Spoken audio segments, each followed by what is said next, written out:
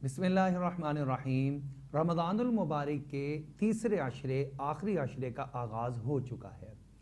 आखिरी आशरा कई एतबार से बड़ी फजीलत रखता है। एक बात तो इसके अंदर फजीलत वाली वो रात का आना है जिसके बारे में अल्लाह रब्बुल इज़्ज़त ने कुरान पाक में ख़ुद बयान फरमाया, अऊज़ु बिल्लाहि मिनश शैतानिर रजीम, इन्ना अंज़लनाहु फ़ी लैलतिल क़द्र वमा अदराका मा लैलतुल क़द्र लैलतुल क़द्रि खैरुम मिन अल्फ़ि शहर। देखिए, किसी भी चीज़ की जो फजीलत है जब उसका बनाने वाला खुद बयान कर दे तो उससे बढ़कर उसकी कोई और फजीलत नहीं हो सकती। कोई दिन कोई रात तभी फजीलत वाला शुमार होगा जब उस दिन और रात के बनाने वाला अल्लाह रब्बुल इज़्ज़त वो खुद बता दे कि ये फजीलत वाला है। और कितनी फजीलत वाला है ये भी अगर बनाने वाला खुद बता दे तो फिर इसमें शक और शुबे की कोई गुंजाइश बाकी ही नहीं रहती।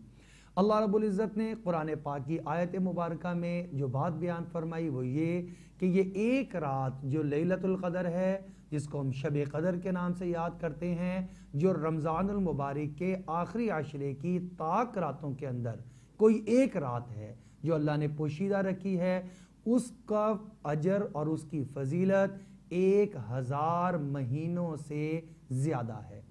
उलमा मुफस्सिर फरमाते हैं कि यहाँ पे अल्लाह रब्बुल इज़्ज़त ने ये नहीं फरमाया कि 1000 महीनों के बराबर है, बल्कि फरमाया खैरुन, उससे बेहतर है। अब कितनी बेहतर है ये अल्लाह रब्बुल इज़्ज़त खुद जानते हैं कि अल्लाह अपनी जनाब से और कितनी फजीलत इसकी इंसान को मरहमत फरमाएंगे। हमारे लिए करने का काम दो काम हैं। पहली चीज़ ये है कि लैलतुल क़द्र की तलाश की जाए। इसी लैलतुल क़द्र की तलाश के लिए हमारे प्यारे नबी सल्लल्लाहु अलैहि वसल्लम इत्काफ़ फरमाया करते थे। और इत्काफ़ में जब मस्जिद में इंसान बैठा है तो लाजमी तौर पर उस इंसान को लैलतुल क़द्र की इबादत मैसर आ ही जाती है। अब इत्काफ़ में जो लोग बैठे हैं, जितनों की इजाज़त है, बकाया लोग अपने घरों में हैं, क्या वो भी लैलतुल क़द्र को तलाश कर सकते हैं? तो बिल्कुल वो भी कर सकते हैं। क्या वो भी लैलतुल क़द्र की फजीलत को हासिल कर सकते हैं? जी बिल्कुल वो भी कर सकते हैं। तो फिर क्या करें? यहाँ पर करने वाले हमारे लिए काम क्या हैं? तो उसमें कुछ काम तो हैं जो हमारे करने वाले हैं और कुछ काम ऐसे हैं जो ना करने वाले हैं। हमें एक फहरिस्त बनानी पड़ेगी लैलतुल क़द्र के करने वाले काम। सबसे पहली चीज़ तो ये कि हम हर रात को इस बात का एहतमाम करें कि इशा की नमाज जमात के साथ अदा करें, उसके बाद तरावी अदा करें, उसके बाद फजर की नमाज वो भी बाजमात अदा करें।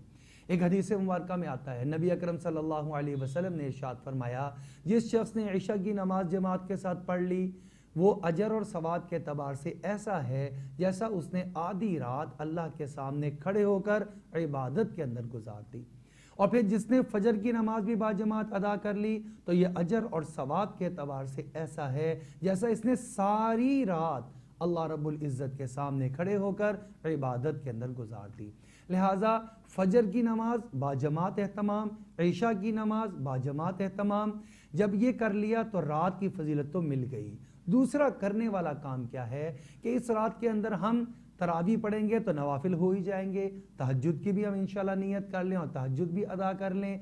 उसके अलावा कुरान पाक की तलावत भी करें। रात को हम हिस्सों में तकसीम कर लें, कुछ हिस्सा नवाफिल के लिए मुख्तस हो गया, तरावी नवाफिल ही इबादत है।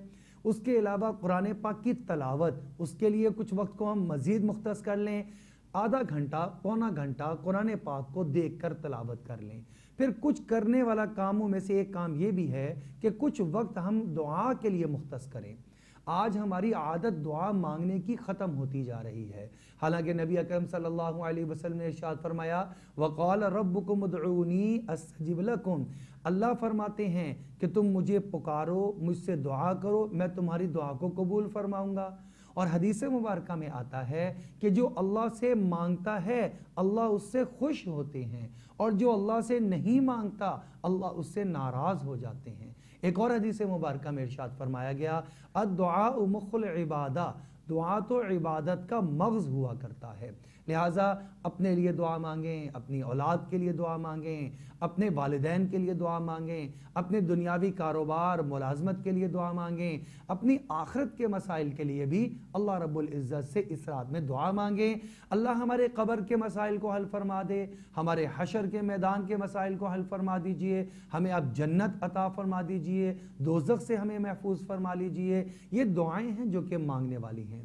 اور ایک دعا جو کہ حضرت اماں عائشہ صدیقہ رضی اللہ تعالی عنہ نے پوچھا، متفق علیہ روایت، امام بخاری نے بھی اس کو روایت کیا، امام مسلم نے بھی اس کو روایت کیا کہ آپ صلی اللہ علیہ وسلم سے سوال کیا، یا رسول اللہ صلی اللہ علیہ وسلم، اگر مجھے معلوم ہو جائے کہ آج کی رات لیلۃ القدر کی رات ہے تو میں اللہ سے کیا مانگوں، کیا دعا کروں؟ تو آپ صلی اللہ علیہ وسلم نے فرمایا، قولی، اے عائشہ تم یوں کہو، اللہ سے دعا مانگتے ہوئے یوں کہو، اللہم انک عفو تحب العفو فاعف عنی، یا اللہ آپ معاف کرنے والے ہیں، آپ معاف کرنے والے کو پسند کرتے ہیں، یا اللہ آپ میرے بھی گناہوں کو معاف فرما دیجئے۔ یہ بھی ایک کام ہے کرنے والا کہ دعا میں اپنے وقت کو گزارا جائے۔ اس کے علاوہ کچھ کام ہیں جو نہ کرنے والے ہیں، ان میں سب سے پہلا یہ ہے ہم تہیہ کر لیں، ساری رات میں کسی بھی وقت میں ہم اپنے ٹی وی کو آن نہیں کریں گے۔ ٹی وی آن اس لیے انسان کرتا ہے کہ کسی میں بزرگ کے بیان کو سن لوں گا، ہرگز مت آن کریں۔ میں رات کی دعا جو وہاں پر کروائی جا رہی ہوگی اس میں شریک ہو جاؤں گا، اس میں ہرگز مت شریک ہوں۔ آپ تو اپنی دعا مانگیں، جو آپ اپنے الفاظ سے دعا مانگ سکیں گے، جو آپ اللہ جل شانہ سے اپنی ضرورت مانگ سکیں گے۔ وہ ٹی وی میں بیٹھے ہوئے عالم، مولانا یا کوئی ٹی وی اینکر، وہ تو کبھی بھی وہ دعا اور اس اخلاص سے دعا نہیں مانگ سکتا۔ پھر اس کے علاوہ بے شمار خرافات ہو جاتی ہیں۔ انسان ٹی وی دیکھنا شروع کرتا ہے، اس کے اندر بہت ساری نامحرم تصاویر اور بہت ساری برائیاں اس کے اندر ملوث ہو جاتا ہے۔ اس لیے پہلا نہ کرنے والا کام یہ ہے کہ ہم ٹی وی کو آن نہیں کریں گے۔ دوسرا نہ کرنے والا کام کیا ہے؟ ہم اپنے موبائل کو بھی نہیں پکڑیں گے۔ موبائل بھی ایک ایسی چیز ہے کہ انسان جب اس کو پکڑتا تو اپنی ضرورت کے لیے ہے کہ میں دیکھوں کوئی ضروری میسج تو نہیں آیا ہوا، لیکن جب اس کے اندر ایک مرتبہ داخل ہو جاتا ہے، انٹر ہوتا ہے، تو پھر انسان جب اس سے باہر نکلتا ہے معلوم ہوتا ہے 1 گھنٹہ اس کا ضائع ہو چکا ہے، اور وہ شروع کہیں سے ہوتا ہے اور اس کا اختتام کسی برائی پر جا کر ہو جاتا ہے۔ ایک ویڈیو دینی دیکھنا شروع کرتا ہے اور جب اختتام ہوتا ہے یا درمیان آتا ہے تو وہ کسی فلم کی ویڈیو چل جاتی ہے، کوئی گانے کی ویڈیو چل جاتی ہے۔ جتنا ٹائم وہ دین کے کام کو نہیں دیکھ پاتا، اس سے کئی گنا زیادہ وہ برائی کی چیزوں کو دیکھ پاتا ہے۔ لہٰذا اپنے وقت کو قیمتی بنانا، لیلۃ القدر کی فضیلت کو حاصل کرنا۔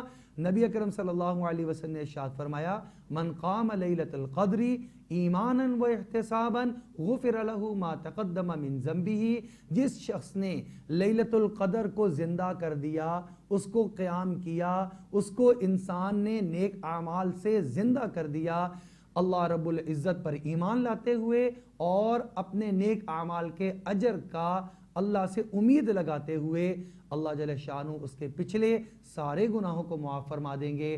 صغیرہ اور چھوٹے گناہ تو ویسے ہی معاف ہو جائیں گے، کبیرہ گناہوں کے لیے توبہ کرے گا تو توبہ کر کے معاف ہو جائیں گے، اور جو لوگوں کے حقوق ادا کرنے ہیں ان کو حقوق ادا کر دے گا یا ادا کرنے کی نیت کر لے گا، اور پچھلی جو کوتاہی ہوئی اس پر توبہ کرے گا، اللہ اس کی زندگی کے سارے ہی گناہوں کو معاف فرما کر بخشش کا پروانہ اس کے نام اعمال میں درج فرما دیں گے۔ اللہ جل شانہ سے دعا ہے اللہ اس لیلۃ القدر، شب قدر کی صحیح معنوں میں قدر کرنے کی ہمیں توفیق عطا فرما دے۔